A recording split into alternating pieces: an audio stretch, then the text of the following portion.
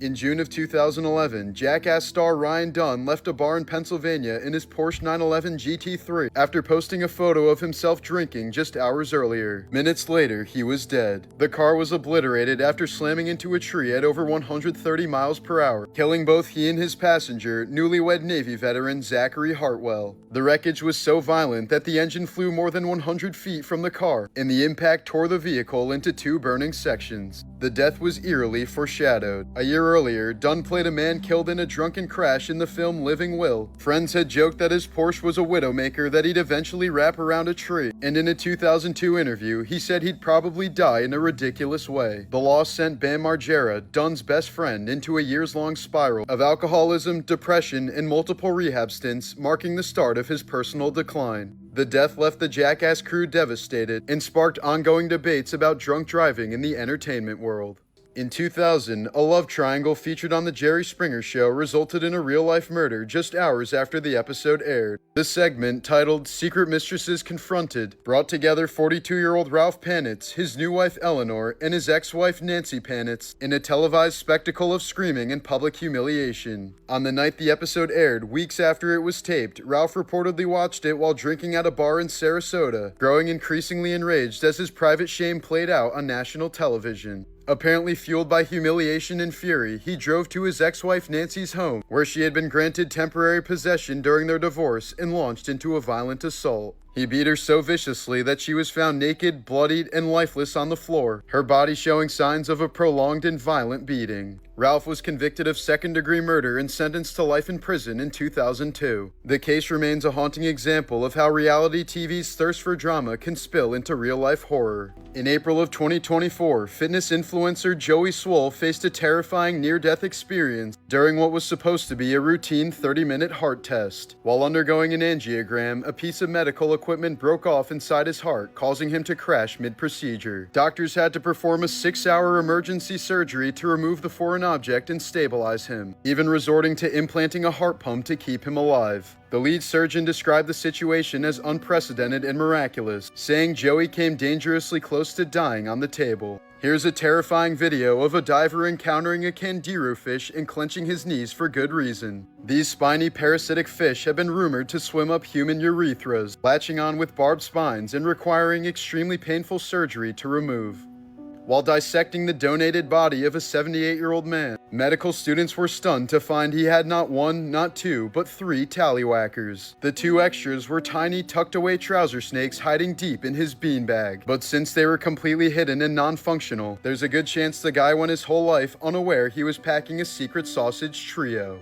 Roseanne Barr's life has been marked by a series of dark and dramatic turns. At 16, she suffered a near-fatal brain injury when a car accident launched her through a windshield, embedding a hood ornament into her skull and triggering violent seizures. The trauma led to an 8-month stay in a psychiatric institution, where she later claimed she was over-medicated and misdiagnosed. Her career eventually soared with the TV show Roseanne, but it was repeatedly marred by controversy, including her infamous 1990 national anthem performance, which ended with her grabbing her crotch and spitting on the field.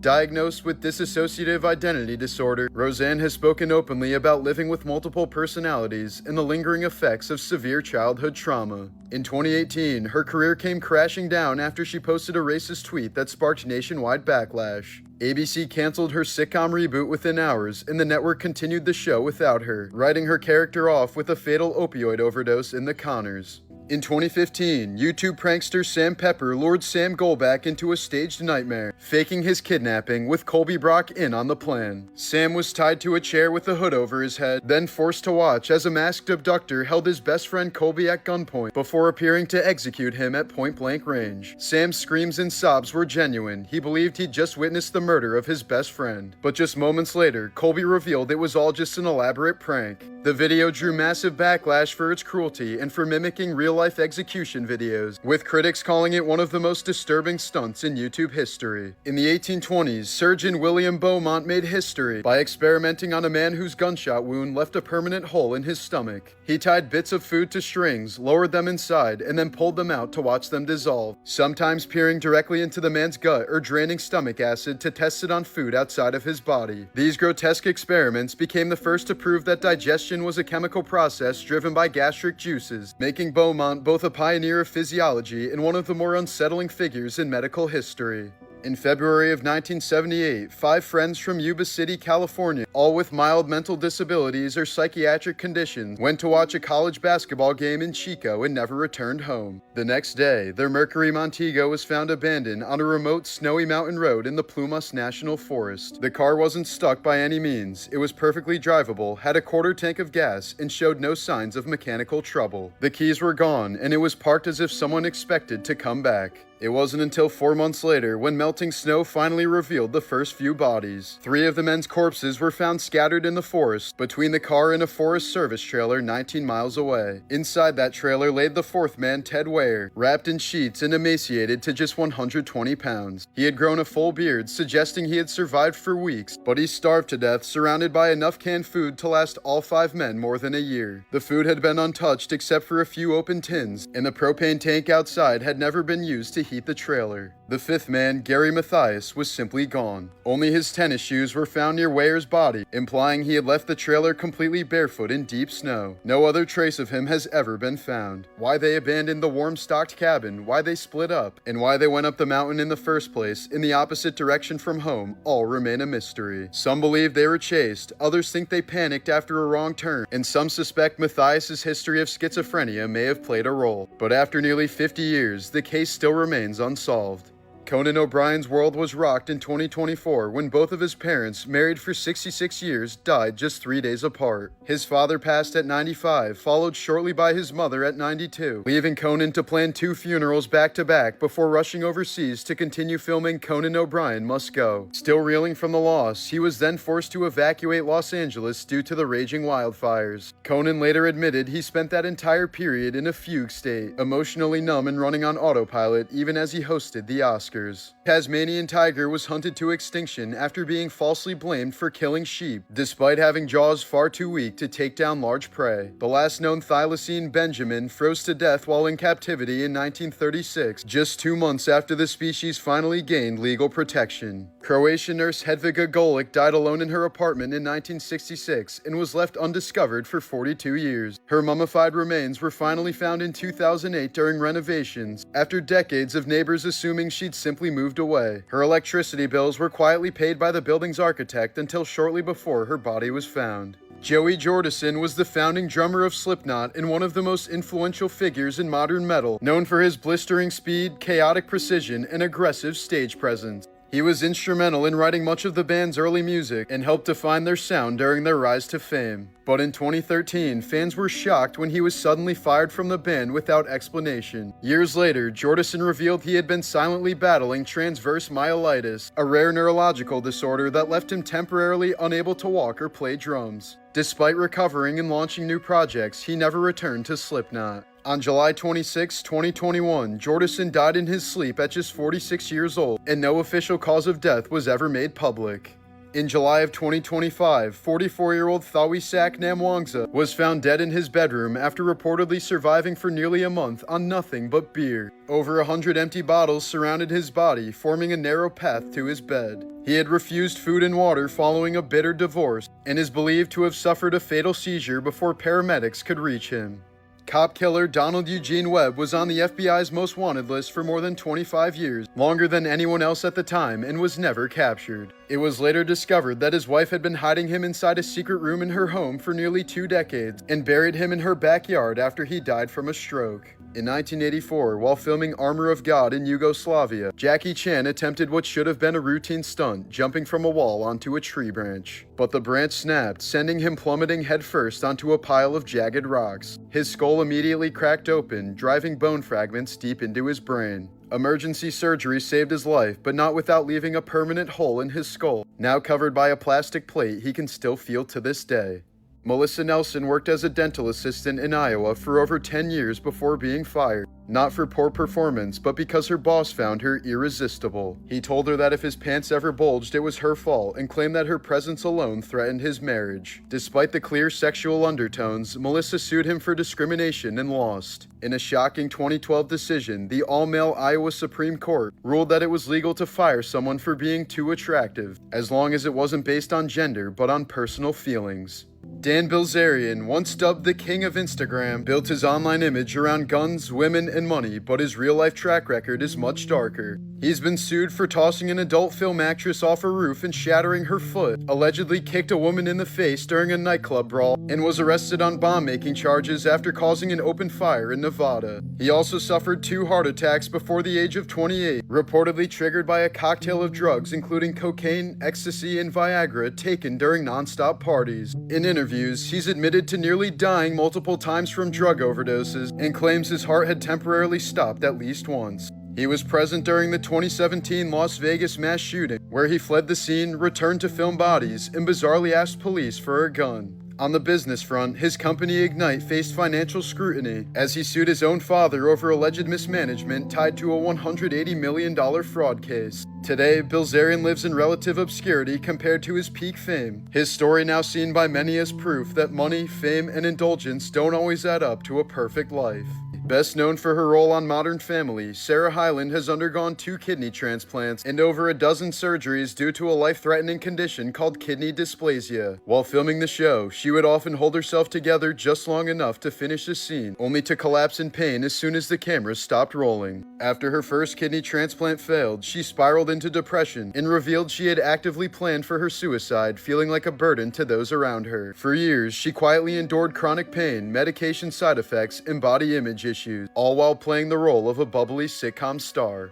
In 2017, a petty argument over a $2 Call of Duty wager spiraled into a fatal tragedy. After 2 gamers got into a dispute, one of them enlisted a known swatter to call in a fake hostage situation at an address in Wichita, Kansas. But the address given wasn't even the other players. It belonged to 28-year-old Andrew Finch, an innocent man with no connection to the game. When Finch stepped outside to see what was happening, a police sniper shot him dead within seconds despite Finch being unarmed. The swatter, Tyler Barris, was later sentenced to 20 years in prison, and the city eventually paid Finch's family $5 million.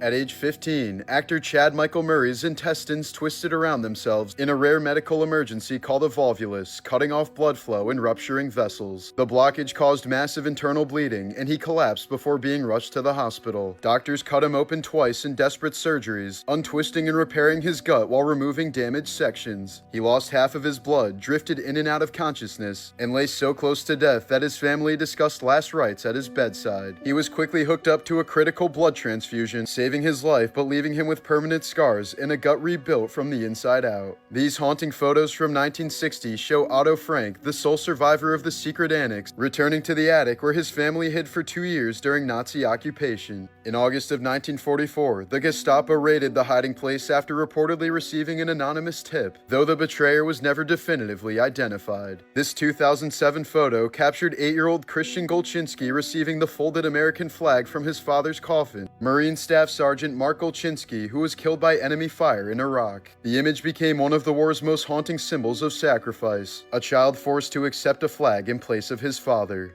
In 2016, Maze Runner star Dylan O'Brien was nearly killed during a stunt gone horribly wrong. While filming a scene involving 2 moving vehicles, he was violently dragged and run over, suffering a severe concussion, facial fractures, and brain damage. Production was shut down for nearly a year as he battled through physical and psychological recovery. At one point, O'Brien admitted he didn't know if he'd survive, let alone act again, saying he felt like a completely different person following the accident. Jamestown Governor John Ratcliffe, the real-life inspiration for the villain in Disney's Pocahontas, died horrifically in 1609. After being tricked and lured into an ambush by the Powhatan tribe, he was captured alive while most of his men were slaughtered. Colonial reports claimed Powhatan women skinned him alive using sharpened mussel shells, starting with his body and saving his face for last so that he'd remain conscious. They tossed strips of his flesh into a fire as he watched, then tied his fully skinned body to a stake and burned him alive, his screams echoing through the woods as a warning to any other Englishmen who dared to cross the Powhatan. Orlando Brown, who played Eddie Thomas on That's So Raven, has endured a bizarre and highly public downfall marked by addiction, homelessness, mental health struggles, and repeated run-ins with the law. Once a Disney Channel fan favorite, he's since been arrested for drug possession, faced assault charges, and made an infamous appearance on Dr. Phil, wearing eerie snake-eye contact lenses while making erratic statements. As his troubles have played out in a chaotic mix of arrests, unsettling public behavior, and strange interviews, friends and former colleagues have publicly expressed fear for his life. In 2004, Dutch filmmaker Theo van Gogh, the great-grandson of Vincent van Gogh's brother, was murdered in Amsterdam for his film Submission, which criticized the treatment of women in Islam. His killer, a radical Islamist, shot him, stabbed him, and nearly decapitated him, leaving a knife in his chest with a note threatening the film's co-creator. Rebecca Sherrick has hyperthymesia, an extremely rare condition that lets her recall every single day of her life in vivid detail, even memories from infancy. While it may sound extraordinary, she describes it as a curse that she can't turn off. Every embarrassment, heartbreak, and trauma plays back in her mind as clearly as the day it happened, trapping her in moments that most people get to forget. In 1994, FedEx flight engineer Auburn Calloway boarded Flight 705 with a guitar case. Inside were 2 claw hammers, a spear gun, and a plan to murder the crew. Facing termination for lying about his flight hours, he knew FedEx's life insurance would still pay out if he died in a workplace accident. So his plan was to bludgeon the pilots to death mid-air, crash the plane, and make it look like a mechanical failure, so that his ex-wife and kids could collect the payout. Once airborne, he ambushed the crew, cracking skulls and severing arteries with hammer blows. One pilot lost half his blood, while another had his face crushed and nearly lost an eye as Calloway tried to gouge it out. But bleeding out and barely conscious, the pilots fought back, rolling the plane 140 degrees to disorient him and eventually beating him into submission. When paramedics boarded, they found the rear of the cockpit drenched in blood. Calloway was sentenced to life in prison without parole, and none of the pilots ever flew commercially again. In 2009, 25-year-old Matrice Richardson was arrested by Malibu police after failing to pay a dinner bill, then released just after midnight without her phone, wallet, or car. She then wandered into the mountains alone, reportedly in a state of mental distress. 11 months later, her skeletal remains were found in a canyon, her body bizarrely mummified in some areas but missing internal organs, and her clothes were scattered far from her body. Authorities insisted there was no foul play, but the condition of her remains and the decision to release her into the night remained deeply controversial. Rising French child actor and voice dubber Boris Roata was best known as the French voice of Kevin McAllister in Home Alone. But in August of 1994, at just 14 years old, he was struck by a car while cycling in the French Alps and killed instantly, cutting short a promising career that had only just begun. In 1901, outlaw Thomas Blackjack Ketchum was hanged in Clayton, New Mexico, the town's first ever execution. But with no prior experience, they miscalculated the rope length. When the trapdoor dropped, the force was so strong that it ripped his head clean off. His headless body dropped to the ground, and locals, rather unfazed, posed for postcards with the corpse, later turning the images into macabre souvenir postcards.